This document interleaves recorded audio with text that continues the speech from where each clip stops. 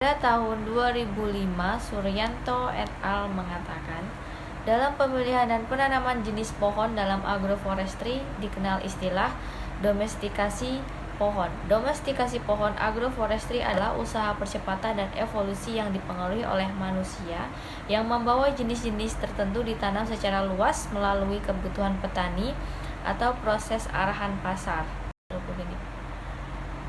Domestikasi pohon meliputi serangkaian kegiatan-kegiatan eksplorasi dan pengumpulan populasi genetik alam atau antropogenik, evaluasi dan seleksi jenis dan provenan yang sesuai, pengembangan teknik pengolahan, pemanfaatan dan pemasaran hasil pohon dan pembangunan dan penyebaran informasi teknis.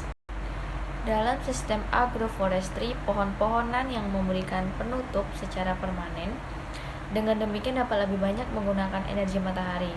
Pohon-pohonan dapat memperkaya tanah dengan serasa yang gugur di atasnya dan dapat juga merubah iklim mikro.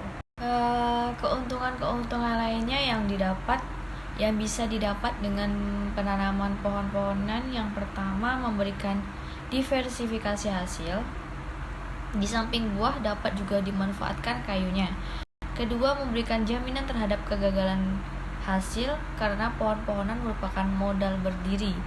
3. Berpengaruh baik terhadap tata air. 4. Mengurangi terjadinya suhu ekstrim baik di udara, dalam tanah, dan batang dan daun, sehingga meningkatkan produktivitas tanaman pertanian. 5. Dapat mengurangi kerusakan-kerusakan terhadap tanaman pertanian yang disebabkan air hujan yang sangat deras. Peningkatan produktivitas sistem agroforestry dapat dilakukan melalui diversifikasi hasil dari komponen yang bermanfaat dan menurunkan jumlah masukan atau biaya produksi. Contohnya upaya penurunan masukan dan biaya produksi yang dapat diterapkan dalam sistem agroforestry. Penggunaan pupuk nitrogen dapat dikurangi dengan pemberian pupuk hijau dari tanaman yang bersimbiosis dengan bakteri penambat nitrogen.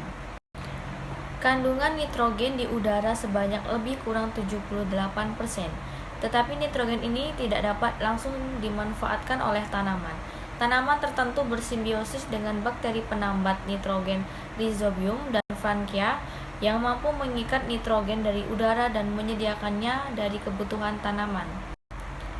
Beberapa jenis pohon yang bersimbiosis dengan bakteri penambat nitrogen adalah Acacia auriculiforme, Acacia mangium, Paracerianthes falcataria, Casuarina ecoacetifolia, Erythrina variegata L, Instia bijuga, Insia palembanica, Insia ambonensis, Tamarindus indicus Linn, Perocarpus indicus Wild, Inocarpus fagifer, Pongamia pinnata, Gliridica sepium, dan Leucaena leucocephala.